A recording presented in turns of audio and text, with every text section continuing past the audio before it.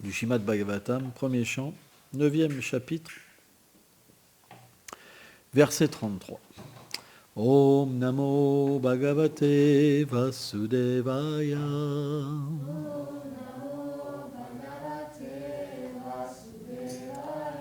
Om Namo Bhagavate Vasudevaya.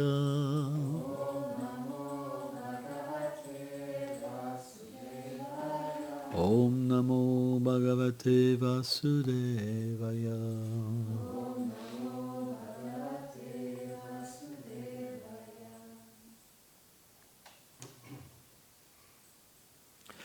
Tribhuvanam Kamanam Tamalavanam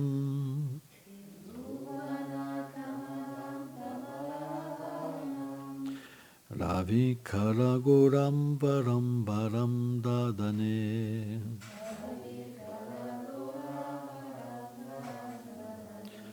Vapulalakam Karavrittanannabhajam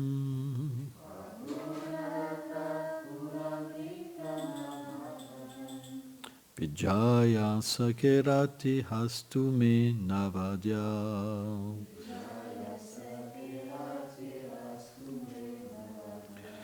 Tribhuvanam Kamanam Tamaravanam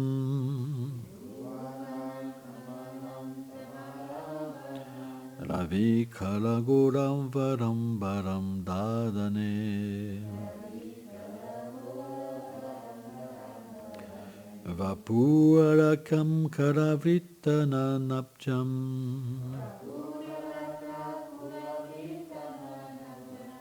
Vijay Sakiratim Hastu Menavadya.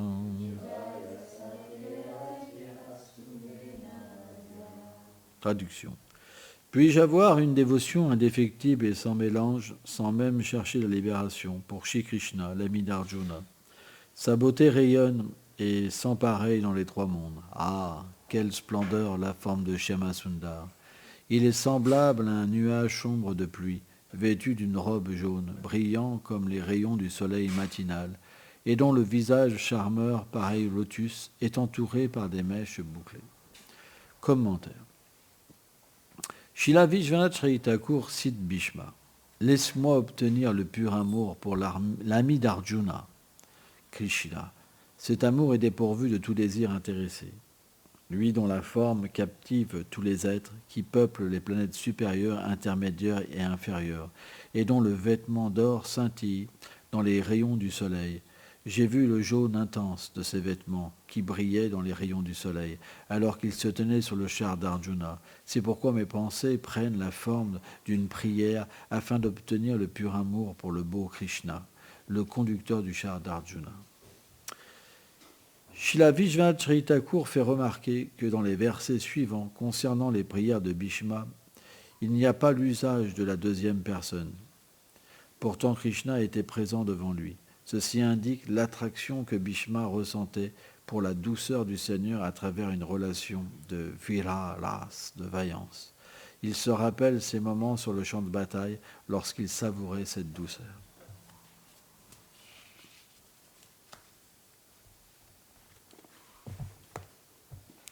Omagyanati milandasya Gyanam Jalam Shalakaya Shakshur Meditam Jena Tasmai Shigulave Nama Namaum Vishnu Padaya Krishna Plestaya Bhutale Shlimate Bhaktivedanta Swamini Namine Namaste Sarasvati Deve Golavani Prachaline Nilveshe Shasunyavadi Prachacha Deshatarine. C'est intéressant ce que Srila Vishwanath Chaitanya Thakur explique, c'est que Bhishma, bien qu'il était devant Krishna, et que il pouvait naturellement expérimenter la douceur, la beauté de Krishna, il priait en même temps, bien que Prem, l'amour de Dieu, est éternellement présent en Bhishma, il priait pour obtenir cet amour. Et en même temps, il médite aussi sur la douceur qu'il avait déjà pu contempler dans certaines de ses relations avec Krishna.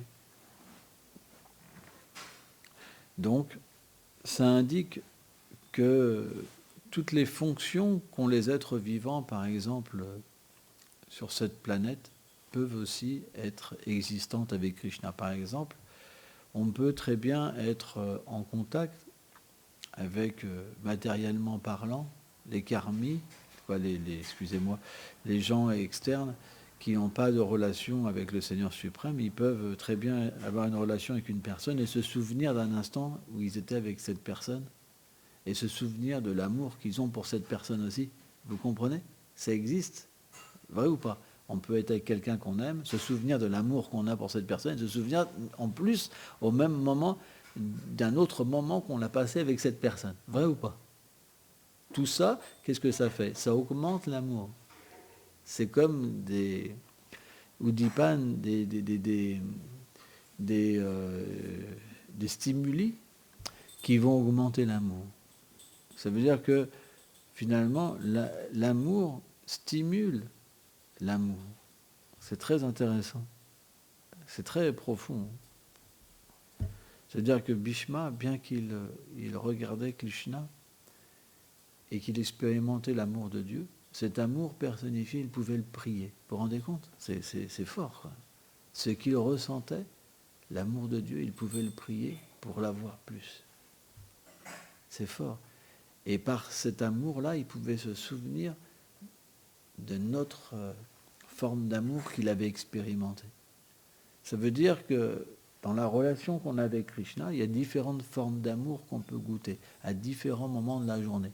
En fait, chaque dévot a une relation personnelle avec Krishna dans les 8 moments, dans les 8 divisions de la journée, en fait, hein, qu'on peut vivre avec le Seigneur sur sa planète éternelle. Et dans chacun de ces moments, on peut avoir une relation particulière avec Krishna et expérimenter Krishna d'une certaine manière. Et tout ça, tous les jours, c'est différent. C'est-à-dire qu'on va expérimenter les choses différemment. Hein. C'est comme ça. Par exemple, quand Krishna il est avec les pâtres, quand il va je crois que c'est à Banderavan, il y a un arbre banyan merveilleux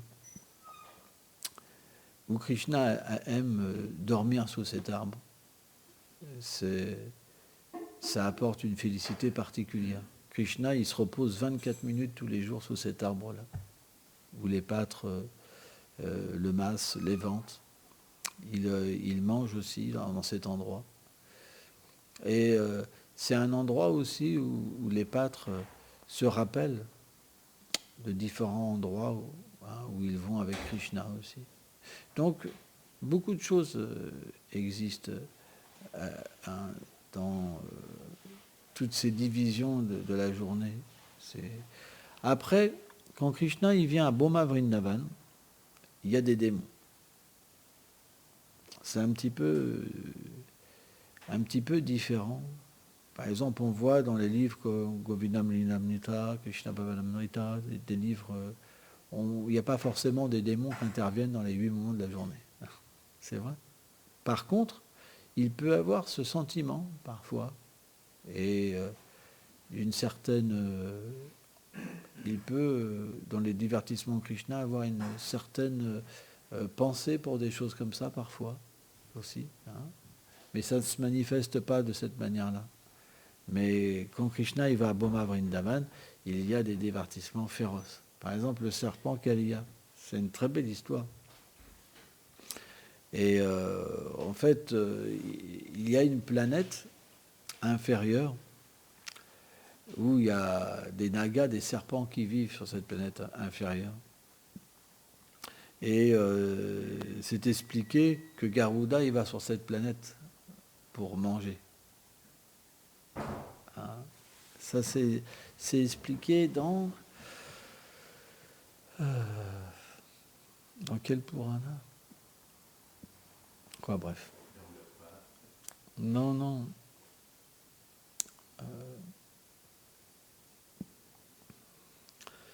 Et donc un jour, les serpents, ils ont fait un pacte avec Garuda. C'est vrai. Ils lui ont dit qu'au lieu qu'ils viennent comme ça les attaquer, tu vois, et pourquoi chaque famille devrait donc faire une offrande tous les jours à Garuda. Garuda, il a accepté. tout se passait bien, sauf le jour où c'était le tour de Kalia. Kalia, au lieu d'offrir l'offrande à Garuda, il l'a mangé. Et là, Garuda, il est devenu vraiment en colère. Et ils se sont battus. Et Kalia, il s'est bien battu, mais Garuda a eu le dessus. Et en fait, Kalia, il a eu peur de Garuda, il s'est enfui. Et c'est pas un serpent ordinaire, hein, parce qu'il pouvait aller sur toutes les planètes. Et finalement, il a pris refuge dans Shesha, la forme divine serpent du Seigneur suprême. Et là où il a offert des prières au serpent Shesha. Et le Shesha, Alantashesh, il a beaucoup apprécié les prières de Kalia. Il lui a donné un tuyau.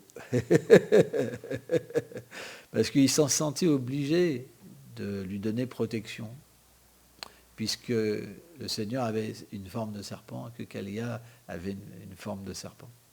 Hein. Alors bien sûr, il avait des milliers de têtes à Kalia. Et il lui a dit, écoute, il n'y a pas si longtemps que ça, il y a un sage qui s'appelait Sobhadri Muni. Il accomplissait des austérités dans un bras de la Yamuna. Pas dans la Yamuna, en fait, c'est expliqué qu'à une époque, il y avait la Yamuna, il y avait un bras et ça faisait comme un grand lac énorme. Ce n'était pas directement la Yamuna.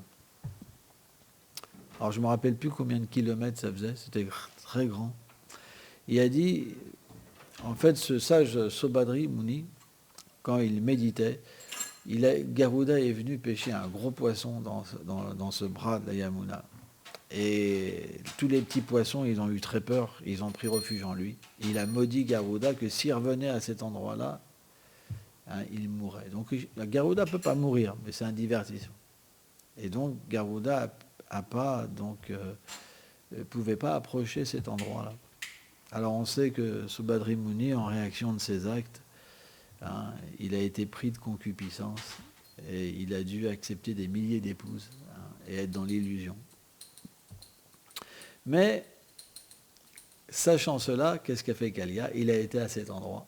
Il a pris résidence à cet endroit, avec ses épouses, ses enfants. Il a même bâti une ville incroyable. Sanatana Goswami explique que Garuda avait des pouvoirs mystiques et il a pu carrément créer une ville. Sous l'eau, hein. Sanatana Goswami explique ça. Mais Kalia, il avait un venin terrible. Et ça n'a pas fait un bon effet, sa venue. Hein. Tout mourait. Là où sur des kilomètres à la ronde, tout était mort. Les arbres, les herbes, les oiseaux. Si un oiseau passait au-dessus, pouf. Et puis quand le vent passait, ça faisait... voilà, on peut voir, par exemple, Tchernobyl, ces choses-là. Quoi. Le serpent Kalia, c'était puissant son poison, hein, sûrement très radioactif.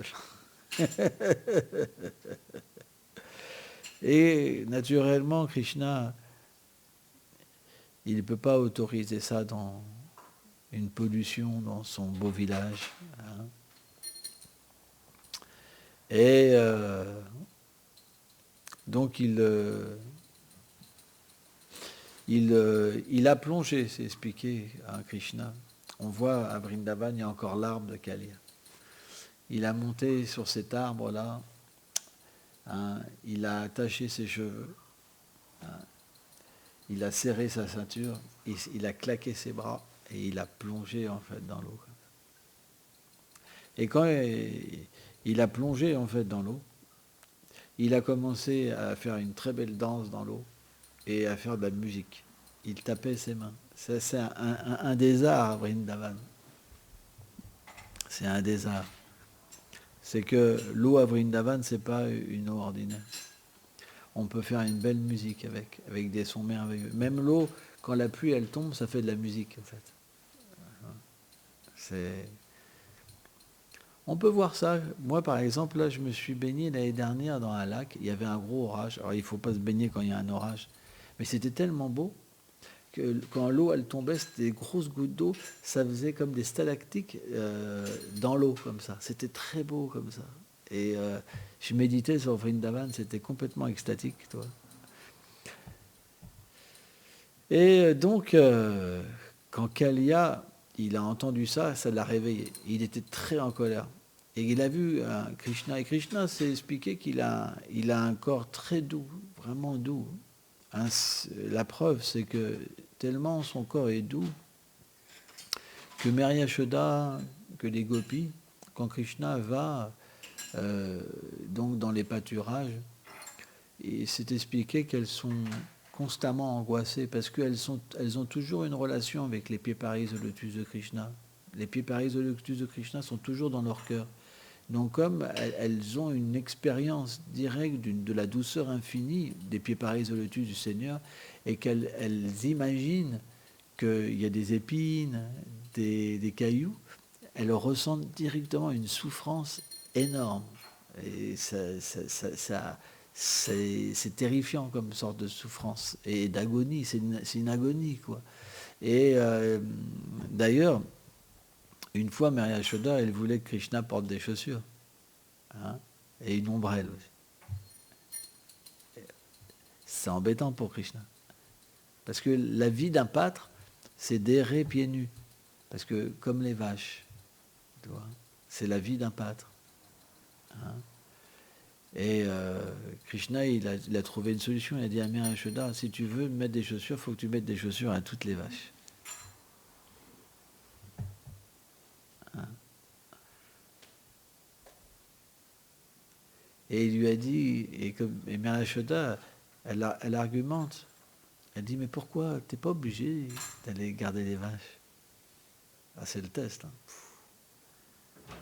Puis Mary Yashoda, c'est pas un personnage ordinaire. C'est vraiment un personnage qui a des qualités merveilleuses et une stature merveilleuse. Donc tout le monde respecte Mary Yashoda. Son ordre ne peut pas être bravé, quoi. C'est absolu, quoi. Donc Krishna, dans cette situation, il faut qu'il se gratte la tête pour trouver des solutions, je vous le dis. Hein. Et puis les baisers de Mary Yashoda, les bénédictions, elle lui chante les mantras, elle donne des instructions à tout le monde pour que tout le monde protège Krishna. Ça dure longtemps. Hein. Krishna, il se dit, je ne vais jamais pouvoir aller dans la forêt aujourd'hui. C'est comme une machine, Mary Yashoda. Ça n'a jamais de fin, sa dévotion et son inquiétude pour Krishna, pour qu'il puisse manger, pour ceci, cela. Et donc, Krishna, il y a quand même une sorte d'anxiété. Il faut que son énergie, elle puisse se manifester pour qu'il puisse être délivré et aller dans la forêt. Et même après ça, quand ils ont la permission, ils continuent à avancer, à le suivre comme ça. Ah, c'est pas facile. Les enfants, ils aiment bien être sans leurs parents. C'est vrai, ça fait du bien. Hein. À Krishna, c'est pareil. Il aime son père, il aime sa mère, il aime toutes ses comment dire, ses nourrices, etc. Mais à un moment, il faut que ça s'arrête. Hein. Donc Krishna, il dit à sa mère que c'est son grand bonheur, vraiment son bonheur, tu vois, c'est son bonheur d'aller, de errer comme ça, de garder les vaches, de jouer, tu vois. Et donc, une mère, quand elle entend que son enfant, c'est son bonheur, qu'est-ce qu'elle fait? Ben, elle délaisse son propre bonheur pour le bonheur de son enfant. C'est comme ça que Krishna arrive à partir dans la forêt. Ce ne serait pas possible sans ça.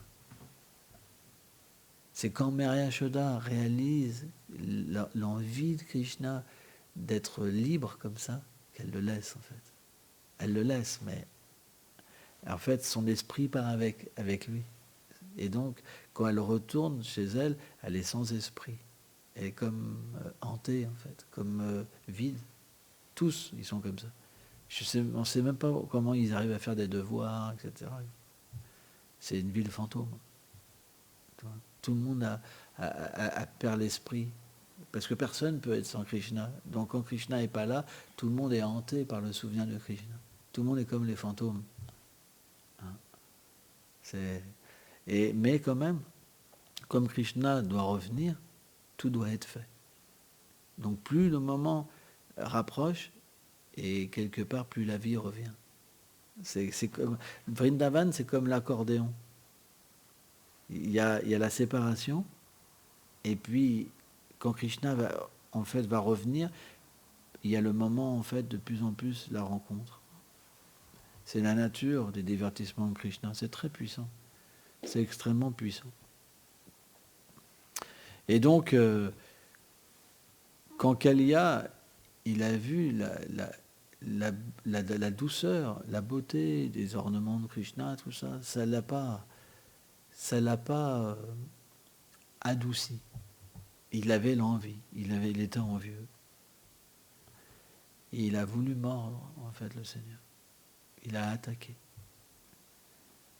Et donc au début, Krishna, il jouait avec lui. Et c'était comme une danse. Et là, en fait, ses amis, ils ont commencé à voir que Krishna était en danger, quoi. Et pour augmenter leur amour, Krishna s'est laissé prendre par les anneaux de serpent Kaliya. Il était emprisonné. Et là, les pâtres, ils ont perdu connaissance. Et il y a eu des signes de mauvais augure.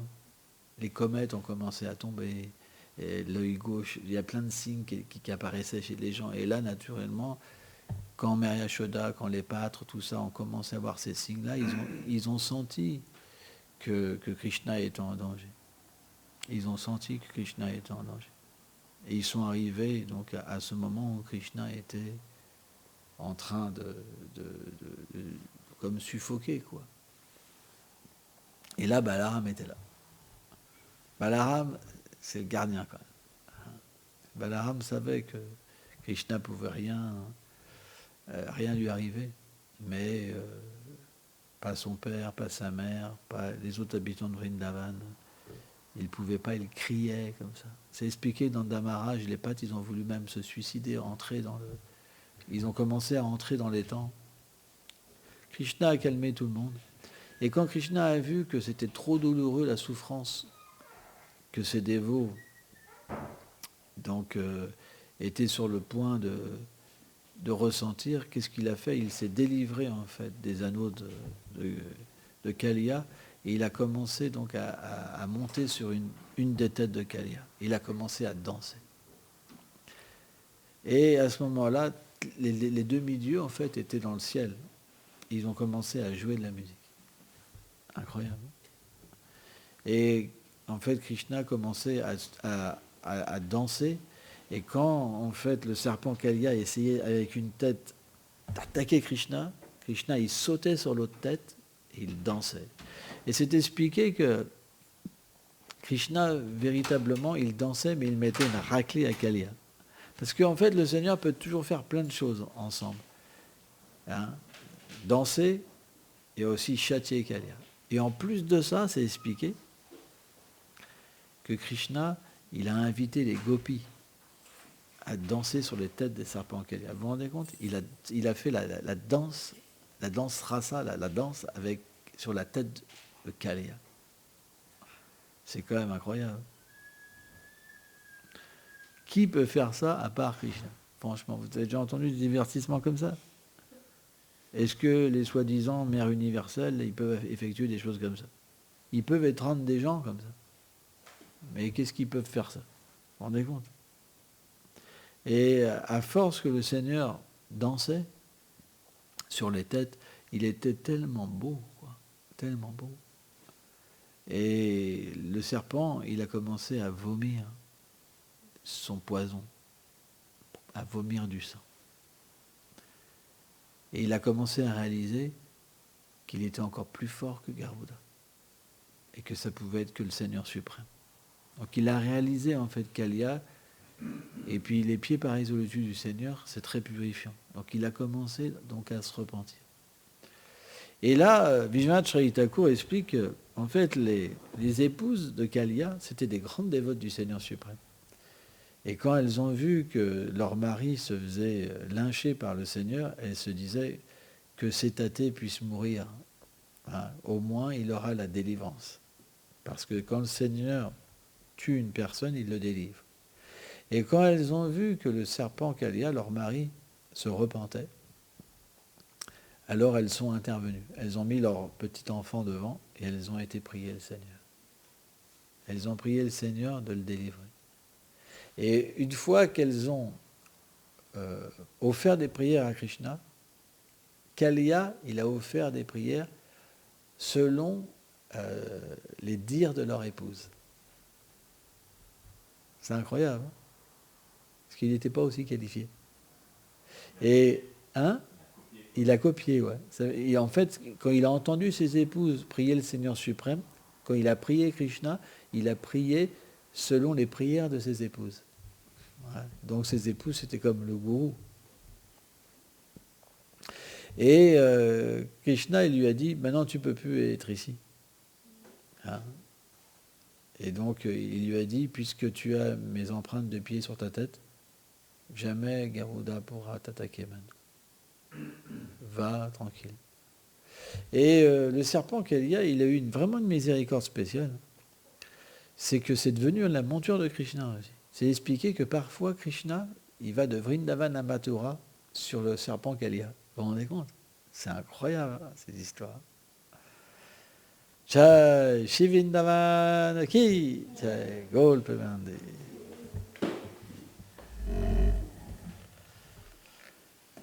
Ah, ça fait du bien. Ça fait du bien.